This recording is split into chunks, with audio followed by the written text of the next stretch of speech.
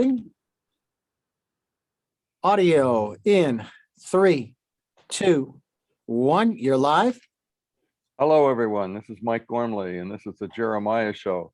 Jeremiah can be found. He's on here somewhere. He's actually with us today, which is a wonderful move. Hi, Jeremiah. How you doing? I'm doing well, Mike. You're down in LA. I'm in Santa Barbara. I can't complain up here. I changed my hairstyle. If you're watching the Zoom video version of this interview, I'm the guy with the wig there. What do you guys think? Send me your thoughts. Yeah, we'll get into that. Mike, What's man, going on in Santa Barbara? It's been so long since you've been on the show and the Mike Gormley music series. I've been jonesing for another interview, and you got a great one today. I can't wait. I kind of took the summer off, didn't I? You did. You went to the beach like I did. That's the way it went. Yeah. It's what you accused me of all the time. You were actually at the beach. That's right. Exactly. Well, Zuma Beach, as a matter of fact. Yeah, that's a nice one. That's a nice beach. Well, I just want to mention real quick, our good friend Moss Jacobs up at the Santa Barbara Bowl has some tickets left for tonight for My Morning Jacket. Golden Voice presents My Morning Jacket with special guest Duran Jones and the Indications. And that's actually tonight. It starts at 6 o'clock. There are a few tickets left. So call the Santa Barbara Bowl box office or go to sbbowl.com. or axs.com. That's what's going on in Santa Barbara tonight, Mike.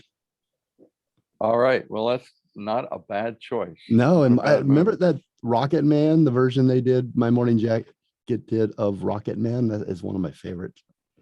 Yeah, well, they'll probably play it tonight just for you. Just for me. Whether you're there or not. Well, Mike, take it over. I can't wait for this interview.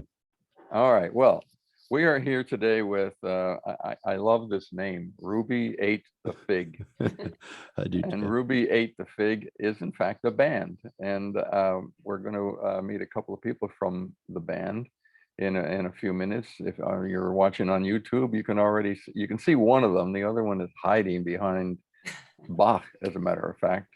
I'm assuming that's Bach. Is that, Mark? Is that correct? That's not Beethoven. Oh, that is correct, Mike. Your knowledge of music is extensive.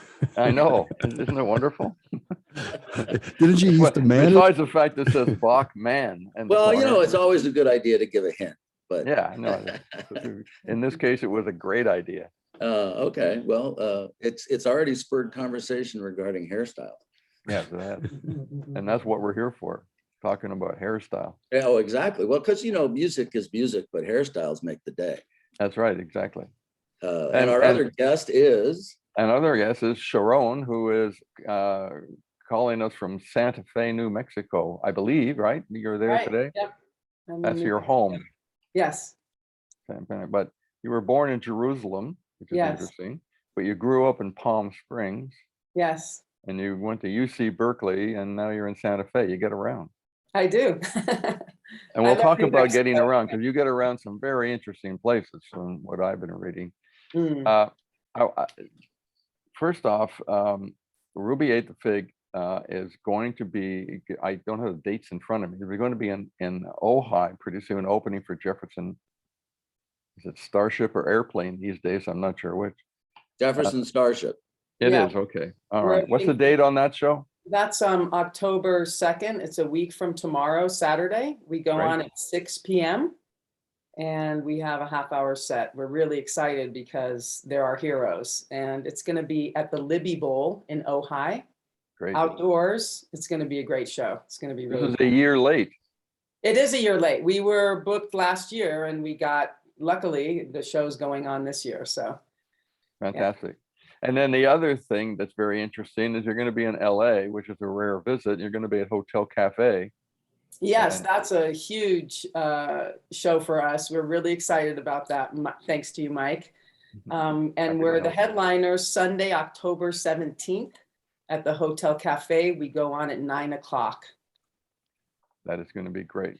Yeah. It's going to be a very interesting show. Now, I'm going to read something here so people can get an idea. There's from a couple of publications have written about Rubi Ate The Fig. And it's not, it may look bright to you, but I don't have much light here. But anyway, here goes. Their sound is otherworldly. It's mystically inclined with deft instrumentation, passionate vocals, stunning guitar work. Isn't it great? We have the vocalist and the guitarist with us, and we're already praising them. But, and another one said, Ruby's sound can be described as jazz rock fusion with a heavy Middle Eastern vibe and vocals that can recall Grace Slick in her prime. And there's another one, because you're going to be with Jefferson Starship, and although she's not going to be there, one assumes, that connection when you hear the music, and in no way does Rubi Ate The Fig copy Jefferson Starship or Airplane or Grace Slick, but the vibe is in there, as they say. It's in there somewhere. She's, I assume, a hero of yours, Sharon. Is that accurate? Absolutely. Grace Slick is, yes. I mean, as a singer and actually in orientation with my writing, definitely Grace Slick is probably the biggest influence on me. I have to say, even though it's so hard to say the biggest, but yeah, Grace Slick is, yeah, she's amazing. And when I just, you know, when I got turned on to Jefferson Airplane, because obviously I missed that whole scene, unfortunately, I just devoured everything about her. And she took a direction like that was kind of going in a Middle Eastern direction. And I went, oh yeah, that's where I'm going to go. And White Rabbit, of course, you know, even though it's a bolero, it definitely has, you know, our song, Breathe With Me Slowly, you know, is a hats off to that song as well. So Grace has influenced me as a singer and as a writer, for sure. Have you ever met her? No, I would love to. It's my fantasy to meet her and to play her our music and say thank you. I wish I had her number for you, but I'm afraid I don't. I would love to meet Grace Slick and just say thank you, you know. Yeah. Well, she's a straightforward lady. Love to hear what she thinks of your music, because I'll bet you she'd connect with it quite nicely. That would be a real treat. But Sharon, well, we're going to get into some of the influences and so on. The members of this band are mind-blowing, really. Maybe you could run down, I mean, Marc is here, Marc Mann is here. Marc, I know from Oingo Boingo days. Yes, indeed. I was gonna wonder if somebody was gonna ask how we knew each other. Yeah, well, I'm bringing it up because I'm proud of it. Good. So I'm am I. proud of knowing you. I'm not hiding it. I'll tell you an interesting story and try to keep it short regarding Marc. I've mentioned this to him a couple of times. Boingo stopped playing in 1995, which is probably the last time I saw Marc at a certain point. But by 2001, 2002, I hadn't seen Marc since Halloween night 1995. Around that time, somebody gives me, in those days, a DVD of Concert for George, which is a beautiful concert in honor of George Harrison. And Eric Clapton is there, Paul McCartney, Ringo, Ravi Shankar. Who's the guy from ELO, Marc? Jeff Lynne. Yeah, Jeff Lynne, that was good. And so I'm watching this, and there's a guy over in a corner playing guitar with his cap on, and I'm going, I know that guy. I know him from somewhere, but I didn't know Marc, when he was with Oingo Boingo, didn't play guitar very much. You were what, like computer and keyboards and things like that. Is that accurate, Marc? Yeah, when I was working with Boingo and Danny and Elfman and Steve Bartek, I was playing keyboards on tour. Yeah. And I would do a lot of stuff for the records behind the scenes, as far as wrangling all the samplers and synths and stuff like that. But on tour, I was doing all that on stage and doing all the keyboards. But I never saw you play guitar. I didn't even know you played guitar. Well, that's kind of the surprise that a lot of people have, which is guitar is my main instrument and keyboards would be my second instrument, but I do play both of them. And there were, when you have a guitar player like Steve Bartek in the band, what do you need with another guitar player? Exactly. Anyway, I'm watching a Concert for George. So the guy in the corner looks really familiar, and the cap looks really familiar, but the guitar doesn't fit. I'd never seen him play guitar. So I'm sitting there watching him play, I think it's George Harrison's licks in these songs, because Eric Clapton is also playing. And all these superstars are up there. And finally it dawns on me, that's Marc Mann. I didn't even know he played guitar, but there he was up there with McCartney and Danny Harrison, for that matter. That had to be a little nerve-wracking. No? Yes? What's your Yeah, and one of my great memories with Sharon is out at her beautiful house in Santa Fe, which is actually outside of Santa Fe on a remote mesa. And we met through a mutual music colleague, and I think it might have even been, I don't know, one of the first times I went out there to visit and work on music with her, out in the Santa Fe desert area. Was she hadn't seen Concert for George, and I think one night we just put it on DVD and all hunkered down, and it was like she kept looking over at me like, what? Like, that's you? That's you?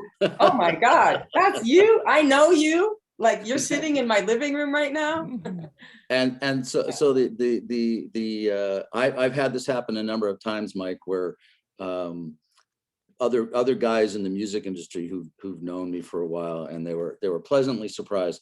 But it's a great calling card, and part of what George loved was integrating music from other cultures, like Indian music, into Western music, and introducing Ravi Shankar on a global scale with his music with the Beatles.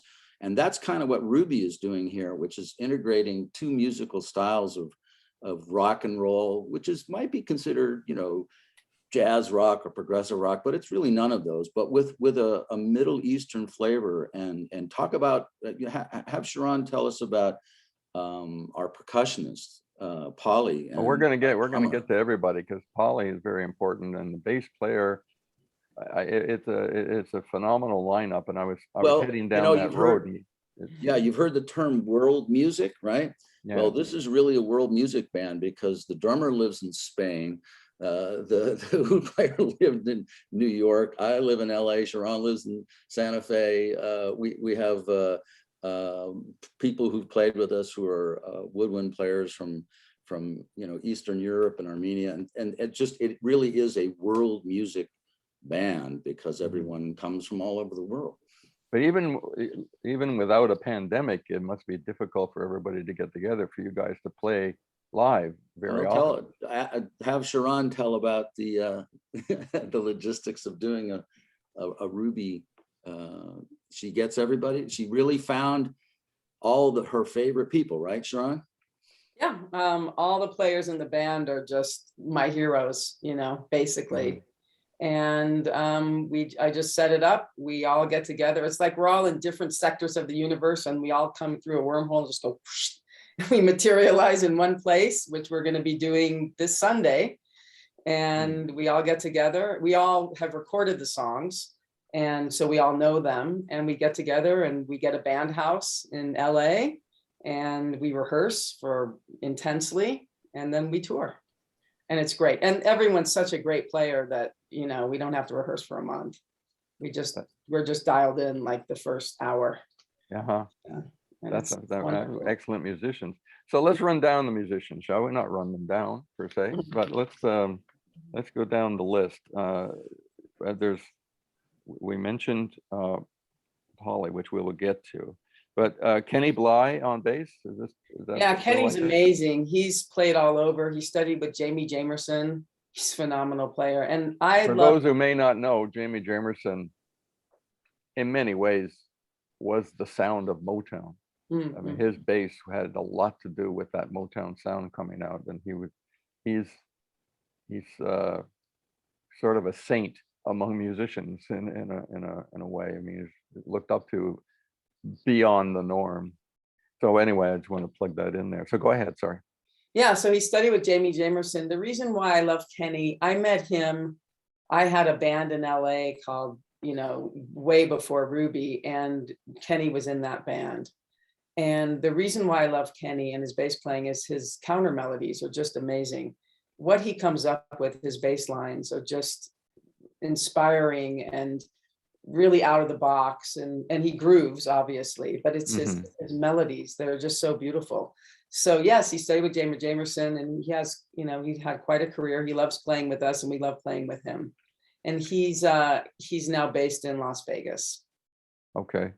What's now Polly, given the Middle Eastern feel to this, she's an important component and an amazing component. Can you talk about her a little bit? Polly's amazing. So Polly Tapia Ferber plays all the Middle Eastern percussion. She plays doumbek, rik, which is the Arabic tambourine. She plays the frame drum. She plays finger cymbals. She'll even play the shaker. She's amazing. And she's been playing Middle Eastern music for decades and is teaching it and performed all over the world. And the interesting thing for me is I was writing just kind of straight ahead rock and roll music, but I knew I wanted to do kind of Middle Eastern stuff. And I met Polly in Santa Fe, that's where she lives. And she was teaching doumbek, and she was my doumbek teacher. And then my whole world changed, because then all my writing went, oh, okay, here are the rhythms. She put the rhythms in my hand, all the odd time signatures, all the instrumentation. We would listen to music for hours. And so I was originally going to play doumbek in a rock band. I thought, oh, that's cool. But then I'm playing with Polly. I'm like, well, I'll just play the guitar. She can play doumbek in the rock band. So she's one of the earliest members of the band. She was my teacher and huge influence on my writing and the writing for Ruby, for sure. And then going with that is Danny Montgomery on drums. Danny Montgomery is amazing. He's actually here right now. He came in a couple days ago. I have an Airstream that's gutted out in 1969, and it's gutted out. I have our whole studio back in there, drums and a PA system. It's the Ruby Pod, and we've been rehearsing every day. He's sleeping right now. He's amazing. So Danny Montgomery has played with like everybody in the world. He's just one of the best drummers. His groove is phenomenal. And before I went to Berkeley, I went to College of the Redwoods. I dropped out of high school and went to College of the Redwoods when I was 16. And I was 16 and I would sneak into the bar to watch Danny play.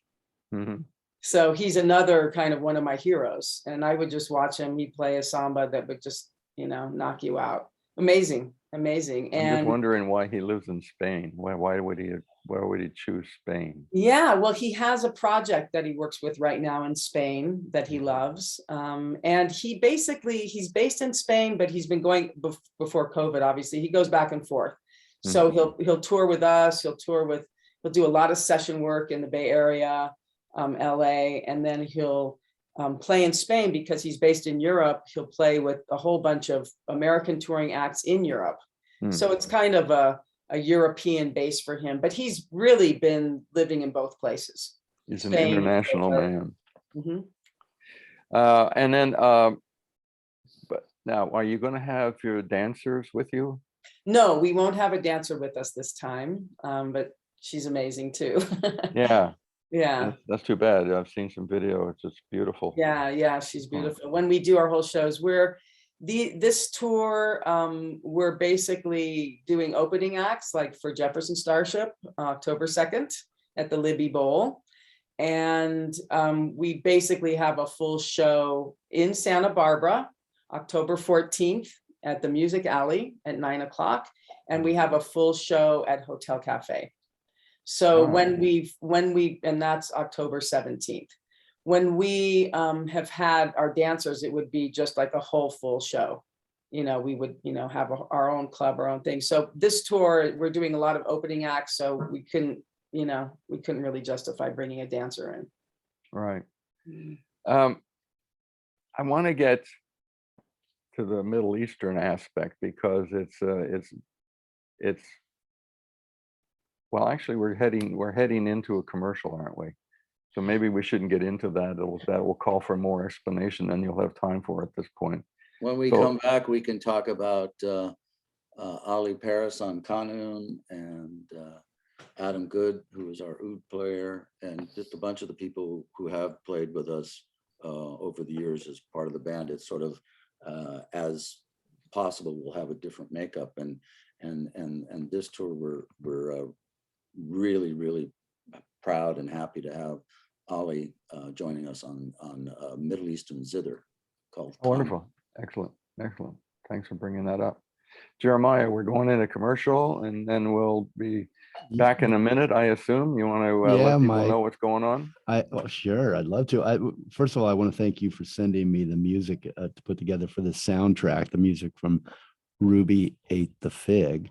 I really enjoyed it, and you're going to enjoy it too. So I'll stop talking here, but we're going to take you to break with Rubi Ate The Fig, Caress the Moon. This music though is it's driving. It's full. This is full, beautiful music. It feels carnal. It feels spiritual. It's tribal a little to me. It's just, I love it. I loved every song that we're going to play throughout this show. So again, we're going to take you to break right now with Rubi Ate The Fig, Caress the Moon. Bye. Did you say Rudy? No, he said Ruby. I said Ruby. Oh. He said I Ruby. I need to enunciate better. All right, here we go. Did I Segment- say Rudy? No, I said you Ruby. Ruby. Yeah. 3, 2, 1. You're live. Hi, Welcome this back is to the Mike Jeremiah Gormley. show. Oh yeah, well, No, who's no, Mike, it's not. you go. No, it's your turn. No, I want to. No. No, we're stepping on each other. I just wanted to say real quick, we came back from break with Rubi Ate The Fig, Breathe With Me Slowly. Back to you, Mike. You mentioned that song earlier, Sharon, as a Jefferson Airplane influence song. Is that accurate? I don't know. That wasn't your wording, but you mentioned there's influence. Yeah, definitely White Rabbit is a model for Breathe With Me Slowly. When I wrote Breathe With Me Slowly, I wasn't thinking of White Rabbit, but after I wrote it, I went, oh yeah, this is kind of a nod to White Rabbit. Mm-hmm. It has that driving and it's got a Middle Eastern groove to it. Great guitar work by Marc Mann and the whole band. Mark mentioned before we went to commercial some other musicians who are going to be with you. Mm-hmm. Do you want to go into it just a little bit, or do you think Sure. we covered it?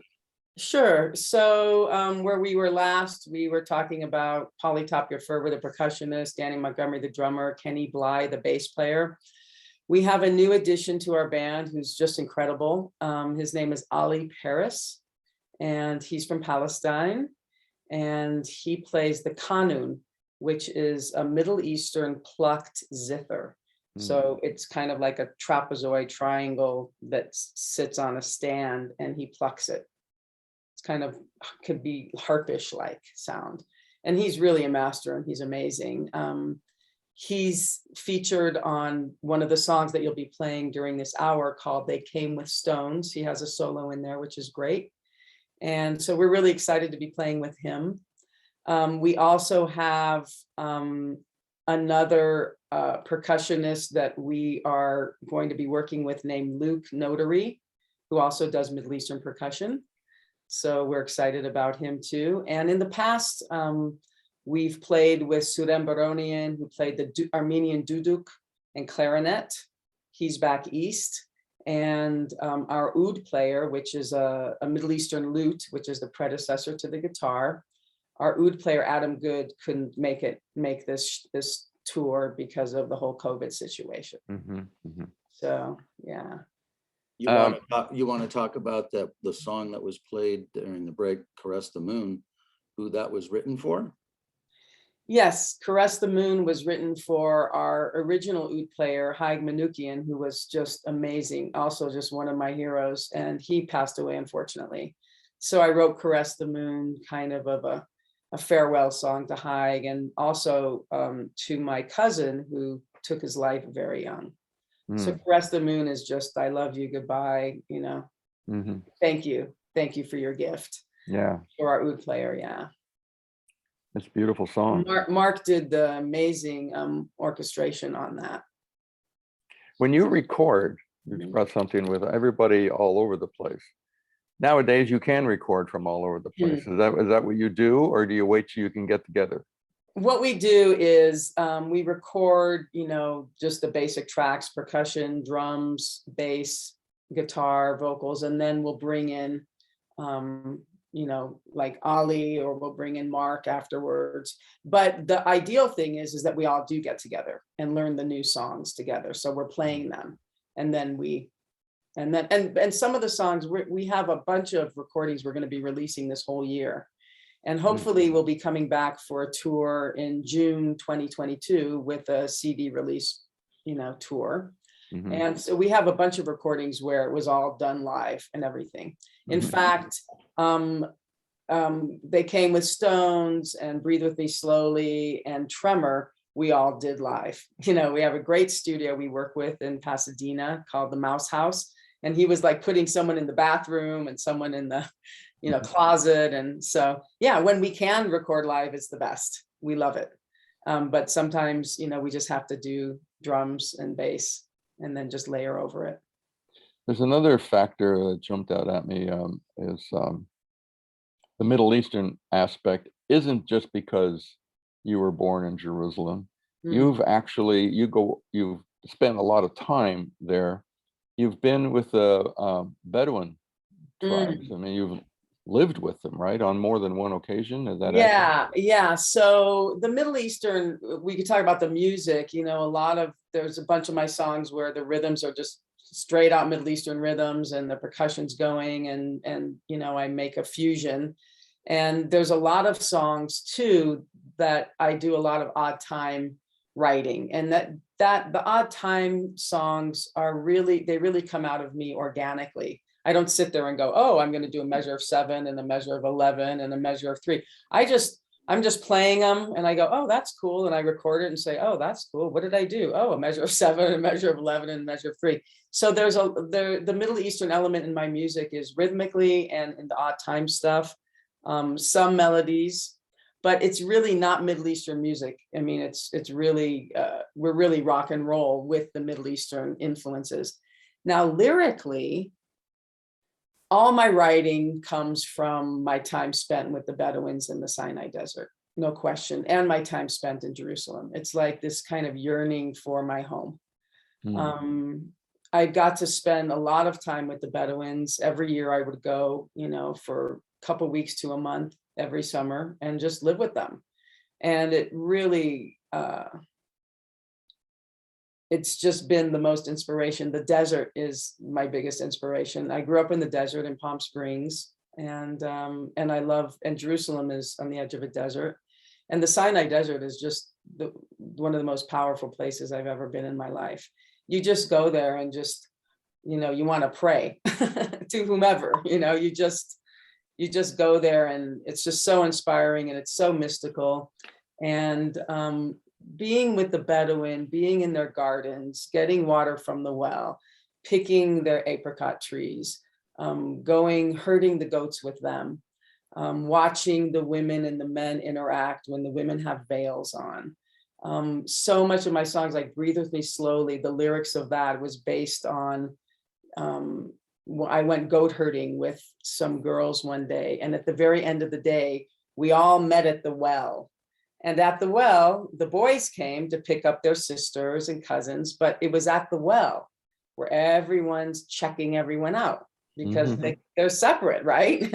So it's like, okay, this whole day of goat herding with them, which was amazing. We all meet at the well, and everyone's standing at the well, just looking at each other, and the goats are running around. And it's like, in Breathe With Me Slowly, the lyrics are eyes touching eyes at last. Because that's what you have. You have eyes touching eyes. Sure. We're gonna cut for another commercial, and then we'll come back and meet at the well and talk about it some more. What a beautiful story. I love that. Yeah.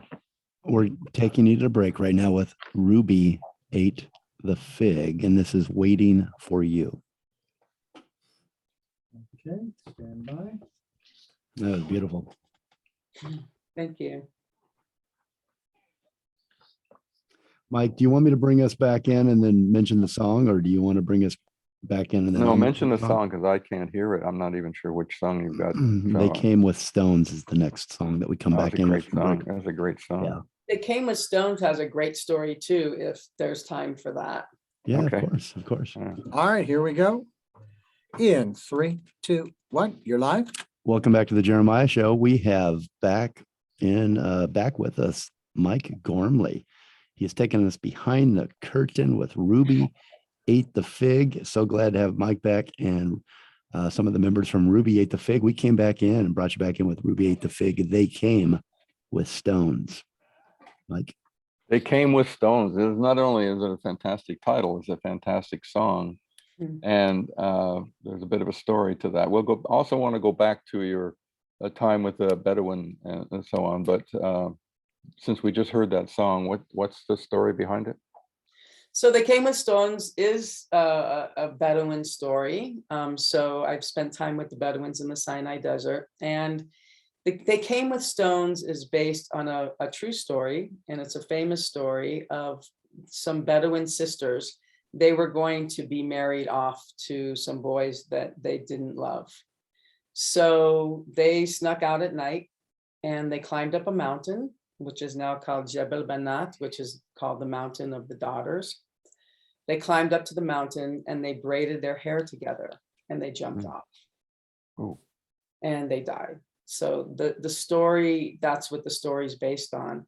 But my great grandmother, who was Sephardic and born in the Ottoman Empire in Jerusalem, she used to change the lyrics for all the old Ladino songs she sang. And the songs would be depressing, like, you know, you will be cursed if you make a big meal and no one eats. You will be cursed if you make a beautiful bed and you can't sleep. And she would change the lyrics to, you will be blessed if you make a beautiful meal and everyone joins you. So in They Came with Stones, I changed the story. So the girls climb up to the mountain and they jump off, but then they fall into a flash flood and they're taken away to a beautiful new life.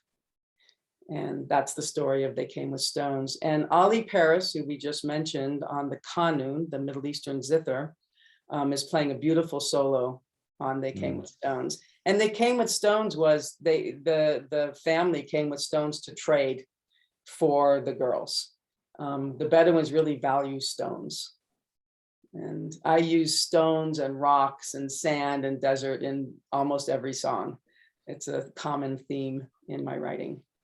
Yeah, the Bedouin thing fascinates me. I'm not sure I even have any questions per se, except, you know, it's just such a foreign experience, to put it lightly, for certainly anybody in North America or whatever. And the Bedouin, did you know them? Did you just show up one day? How do you? I actually, my mom booked me on a tour because I actually went to the Sinai when I was 15 because I lived in Israel for a year for 10th grade, which totally changed my life on a kibbutz. And we went to the Sinai back then, just the whole class. But then, you know, years later, my mom just booked me on a tour. And we had some Bedouin guides, and I just said, oh man, I want to come back here like all the time. So I ended up meeting some of the Bedouins that were the guides for this little hiking tour.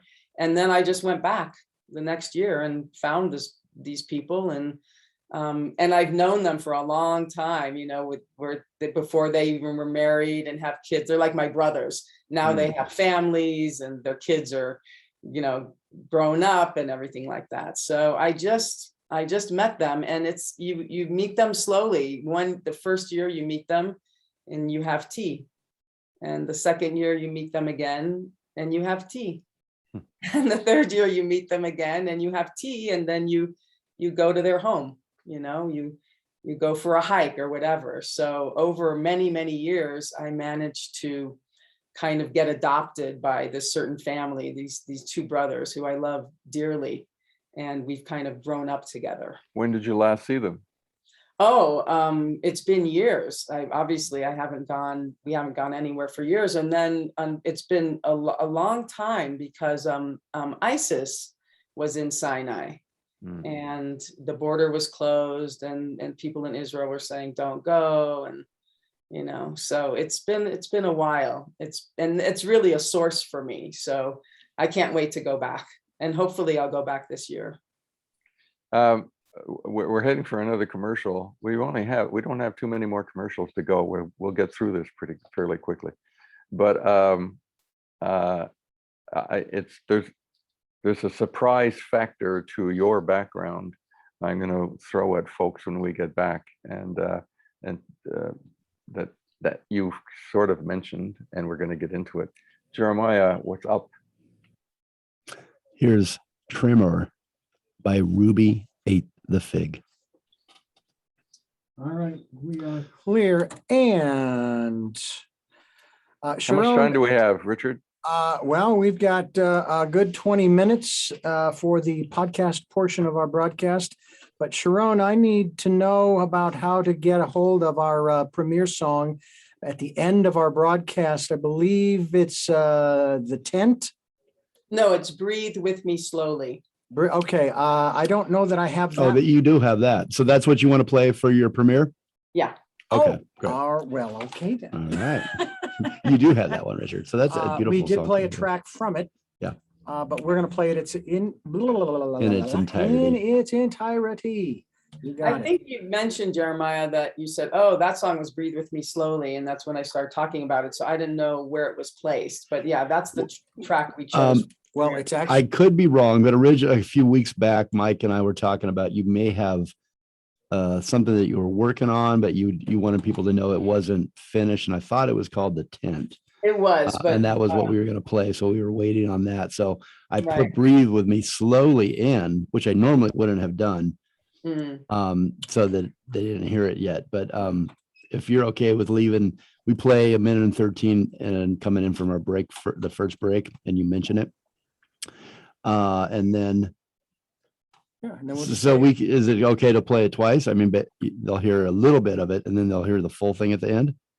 Or do you want me to swap it out, that second song, with something different? Sharon, did you send them both the single and the long version? no, I only sent them the single. Okay, well, that might have been something to that it would be different. There's a single version of Breathe With Me Slowly. How long is the long version? It's probably 6.5 minutes. But you could play the first minute of the long version at during that slot, and then the single will be the song you play entirely at the end. Are they different versions? I mean, they're obviously one's longer, but are they it's different in the same song, beginning? but the intro is different. So Okay. A lot of the stylistic parts of it are So play the long. like an album version and a single version. Gotcha. Yeah. So if you send us the long version right now, we can swap out the single version, and we'll put the single version at the end. Is that okay, Richard? Yeah, that's fine. Okay. I've got the single version at the end right now. Okay. So as soon as I get the long version, we'll use the first minute, And Perfect. 13. replace it. Well, we got to make sure it matches. It cuts right if it changes. Exactly. We'll do that. Yeah. Okay. Okay. All right. So it is 41 past the hour. We've got to the top. And here Or as we long go. as you want to go. if you don't. Yeah, or as long as you want to go. All right. Here we If you're go. tired and you just can't Yeah, you make want it to all take the a way. nap, All right. All right. So Mike, I'll bring us back again with 5 in Scorpio. 5 in Scorpio. And then In that's it. Then you guys go. 3, Okay. 2, 1. You're live. Mike Gormley takes over the Jeremiah show once again, and we are so happy to have him back. He is talking to some of the members of Rubi Ate The Fig. We just heard Rubi Ate The Fig when we brought you back from break with 5 in Scorpio. I got to ask you about something on 5 in Scorpio, but first, Sharon and Mark, we're not ignoring you. We've got. I'm here. We're coming to get you. Your background includes an ingredient that you don't hear about from musicians very much. You went to UC Berkeley and you studied mathematics. I did. And you graduated, right?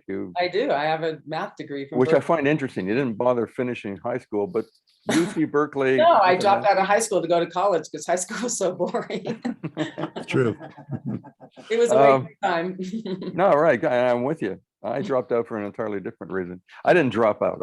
But I didn't like high school very much. But that's a whole other show. Let me tell you.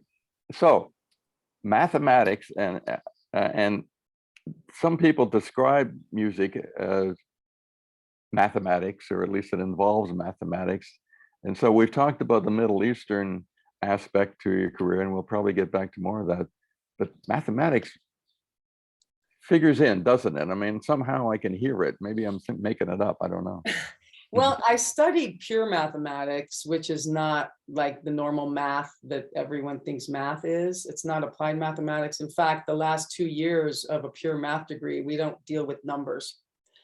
And people make the connection like, oh, math and music. And it's basically, they make that connection with number theory. I didn't connect with number theory, interestingly enough. So I didn't study the type of math that people connect up with music. I studied the type of math that was just like, it's just like Alice in Wonderland math. It was all structures. It was all like infinite sets of infinite sets. And I can't describe it, but it was incredibly beautiful and mind-blowing. It was like tripping. Pure math is like a trip, really. And if I weren't a musician, I would have totally gone on to get my PhD and I'd be doing pure math. But the music just, pulled me. So I didn't take that route, but it really helped me with structure. So when I studied classical composition with Joseph Weber in Santa Fe, after I graduated from Berkeley, and, he'd lay out these big pieces and he'd say, oh, wow, you get the structure immediately because of your math background. So yeah, it is related in its, I guess, its beauty and the game of it. Mm-hmm. Is that the gentleman you mentioned, is that why you went to Santa Fe, or did you meet him after you got there? I met him after I got here. I was actually, I was taking acid at a Grateful Dead concert in Berkeley, and you'll edit that part out. Edit that part out. Actually, no, keep that part in because it's important. And I looked up at the sunset and I was connecting with the sunset, and all of a sudden a plane went by, and then another plane went by, and then a helicopter. And I went, I'm going to move to New Mexico and write music. And I moved here. Boy, some people get inspiration in different ways. It's acid at a Grateful Dead concert and planes going by. It changed your life entirely. It did. I moved to New Mexico and I started composing, and then I started writing songs, and I'm still here. And Mike, you should know that maybe one of the reasons that Sharon and I click on the music thing is I started UCLA as a math major. That's right.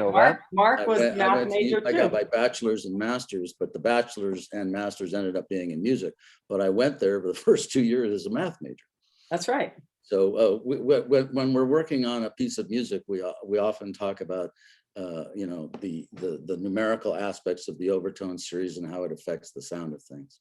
Exactly. That's great. But were you at UCLA at the same time as Steve Bartek? That's actually where I met Steve. He was a little bit ahead of me, and I took over his chair in the jazz band on guitar. He left, and then I went in. So we were like a revolving door. Hi.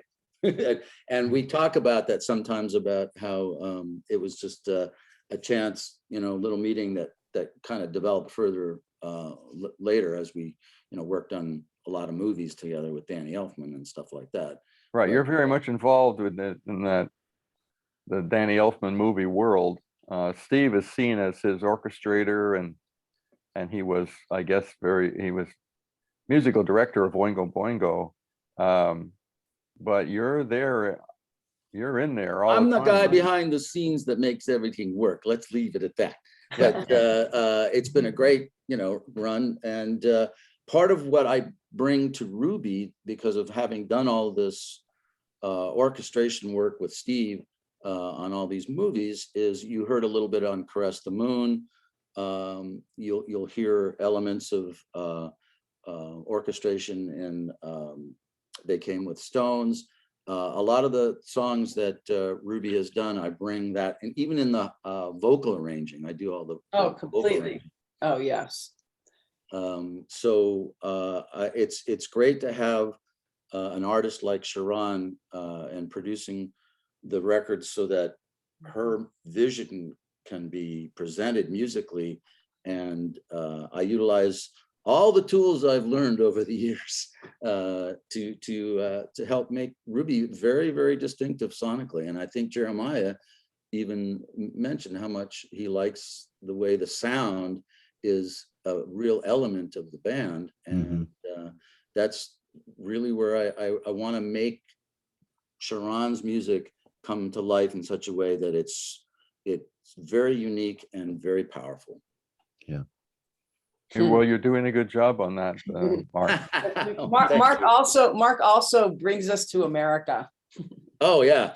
Well, it's the rock and roll. Mark, you know, you yeah, can't get the rock and rock roll and out of roll. the guy, Mark, even though- Mark makes sure that we're in America. So That's cool. It yeah. is a rock band. I mean, when you get right down to it, it's a it is a rock band. band. Yeah, I don't we're want not everybody to really get the world impression music. that this is, We're not you know, music. going to be like, you know, finger Yeah. cymbals It's a and, rock band. and you know, little shaking things, and that's it. No, this is a powerful. We have one of the greatest, most powerful drummers on the planet who can actually play complex music like this with all this metrical changes and stuff, and make you groove and make you feel the music in your body.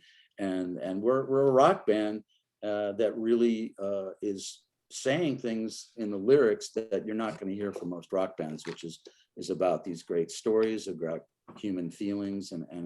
And one of the things that, you know, when people go, wow, this is an odd name, this Rubi Ate the Fig.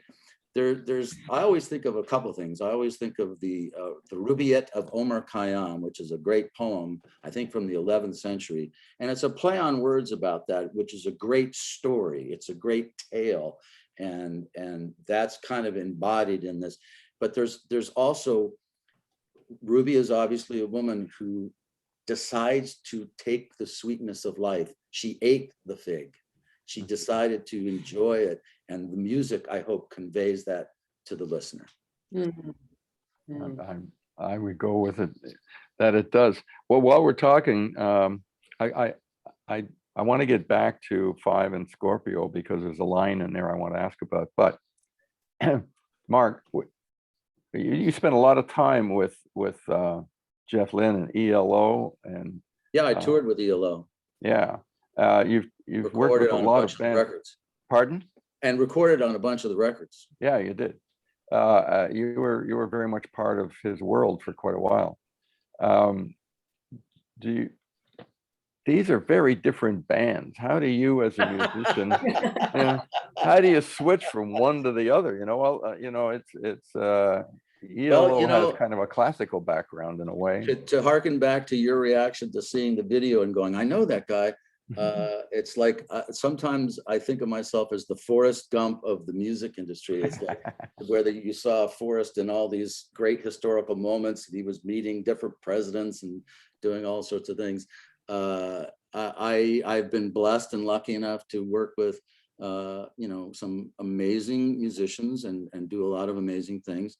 And Rubi Ate the Fig is a project that I love and really, you know, I'm very proud of, and you know, want to make sure that, you know, even everything that we present to the world is really, really high quality. So it's just a matter of you know, you change your hats. You go, okay, now I'm in Ruby world and great musicians to perform with, and then you do you know, other things like, you know, performing with Tom Petty at the Rock and Roll Hall of Fame or something like that.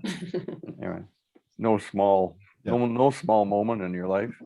Well, yeah, I mean, there's great things that happen as one traverses the life of a musician. And I can see by the wall behind you that you've had some wonderful times as well. And you know, one of the things that with all this lockdown and pandemic and things like that, Sharon and I have actually kind of talked about that music can be very healing, and we're really hoping that there will be an opportunity for musicians to be out there and everybody be safe. And all the venues are being very safe about masks and vaccinations and things like that. And the one in Ojai on October 2nd is an outdoor concert, which is a very big thing. And we think that music can help people remember the joy of life, and to go out and see live music now is something that I think can really heal people. It's getting confusing because it's opening up, but then others are closing down. So we're still in the middle somewhere. But a lot of bands and a lot of promoters are heavy on the precaution side. And well, that's good. You want to make your audience feel safe. You want to say, hey, yeah, we've done all the precautions, everything's being taken care of. Come on down and enjoy yourself and see some live music. It really, I mean, you know, even the shows in Santa Barbara, you know, what was the show that Jeremiah mentioned? My Morning Jacket is tonight. Yeah. My Morning And Jacket. when people go, boy, Rubi Ate The Fig, that's an odd name for a band. I go, well, listen, there's My Morning Jacket. Where's your, you know, it's like afternoon jacket and evening jacket. I think that No, people, it's My Morning Jacket. people respond to the music, and the name can be something that intrigues you and says, I want to find out more about this and take a listen. And that's the way to do it. And a lot of people are going out to live shows. They're getting protected. Some don't like it, but it's I think it's pretty much at least in California. You gotta deal with the rules, if you will. And as far as being mathematicians, this is, I don't think people want to go see a couple people stand up there and talk about set theory. This is my reaction to mathematics at this point. That's my reaction to mathematics at this point. I say, music, please. Yeah. Yeah. Well, okay. I wasn't suggesting people go to math class. I was just wondering how it came into the music, not knowing your math background. That's well, you know, news. there's a lot of people who are musicians who have responded favorably to the sound of Rubi. And then they say something like, boy, Sharon really likes meter changes, which is how many beats there are in a bar. There might be, like we just listened to 5 in Scorpio. Well, the name actually is a little tip to what the meter of that song is. It's in 5/4. So that's not your normal sort of Western music. And then it has meter changes to turn around on the little riffs and turnarounds where it's not just you just start and go 1, 2, 3, 4, and you stay that way the whole song. It's going to be okay. And we have a new song that we're working on called The Tent, which isn't quite done yet, but it will be soon, which is an epic piece with strings and choir and full orchestra sound and all this other stuff. And it has sections with transitions, and it has metrical structure that helps you just become enveloped in this amazing story. Like Sharon has talked about some of the stories that she wants to tell. And if you want to give them a little teaser, tell them what the tent, just a little bit about what it's about, Sharon. The Tent. It's also a very famous story, but I won't give it away. But it's there's a huge battle that happens, and this one warrior is really not a good guy.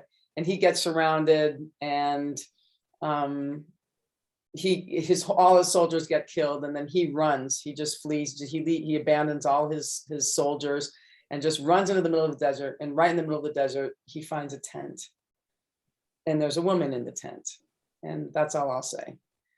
Okay. Tune in next week. Cliffhanger.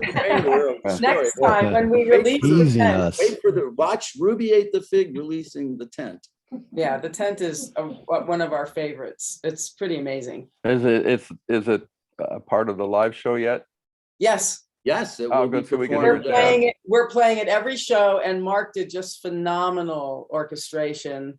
And we're gonna play. We're gonna actually at the first show in Ojai on October 2nd. It's our closer, right? We're ending with The Tent on every show, And it's Wow. really, I love Well, performing. now you're teasing us. So somehow we got to, when the You have tent to is done, come we out got to and get just it back come out there. and see it and hear it.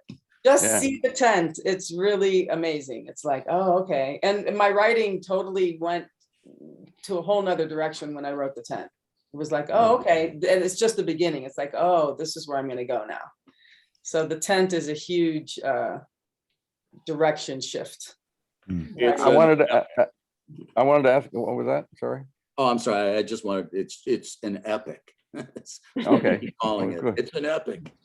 I want to go back to a song we heard a minute ago of 5 in Scorpio. That's the correct title. Mhm.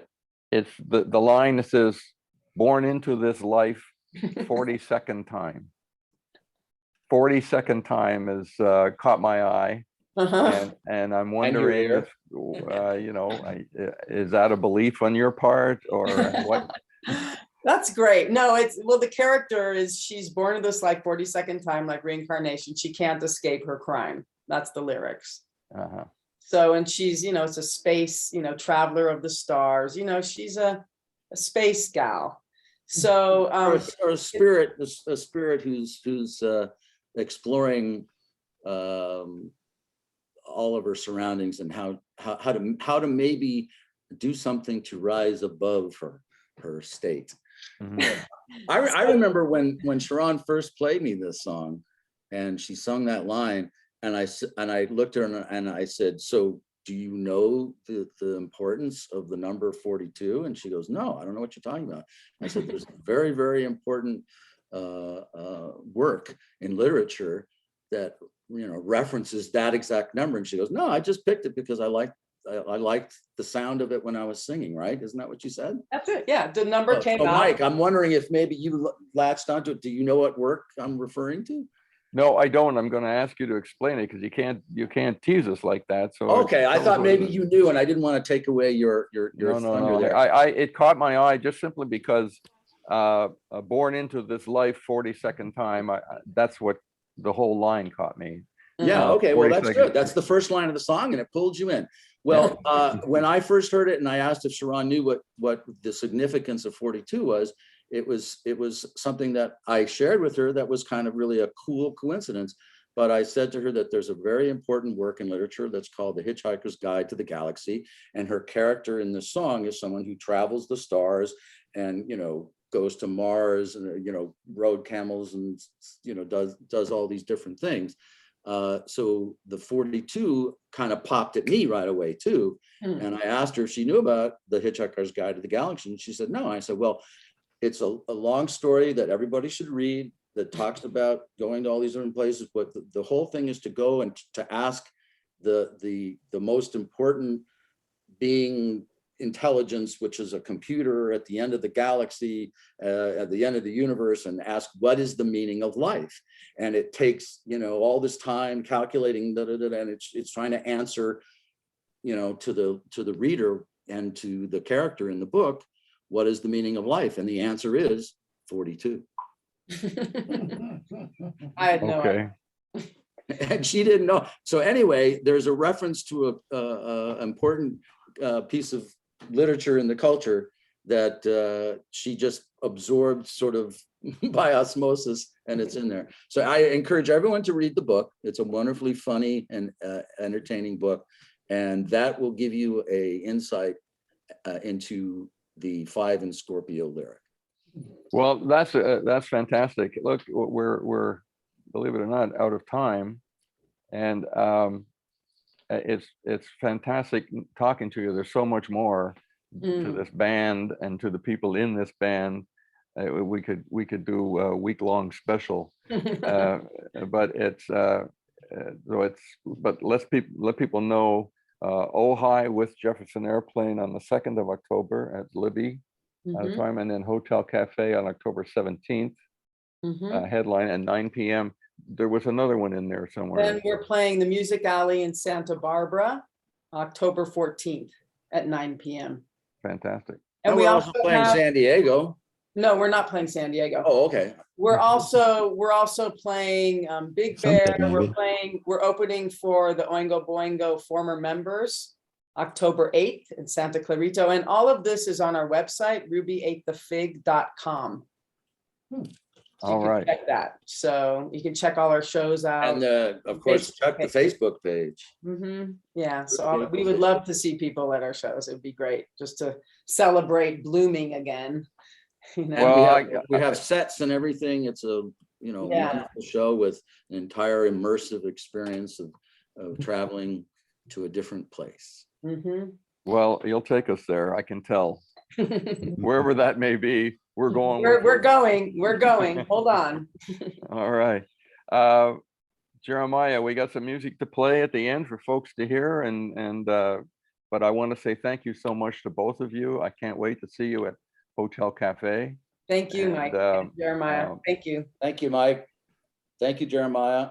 Thank you. I just want to say Mike Gormley does Richard, it again. Not only is the music, before we began the show and the interview, the music was already so powerful, but now the interview backs that up. The stories, the imagery that you've added to my understanding of Rubi Ate The Fig and the love of the music, just really hats off to all you guys. It's really great music, great story. Definitely go check out the show. We'll be there. And so we've teased you long enough. Here is the premiere of Breathe With Me Slowly by Rubi Ate The Fig. See y'all. All right, we're clear. Stand by.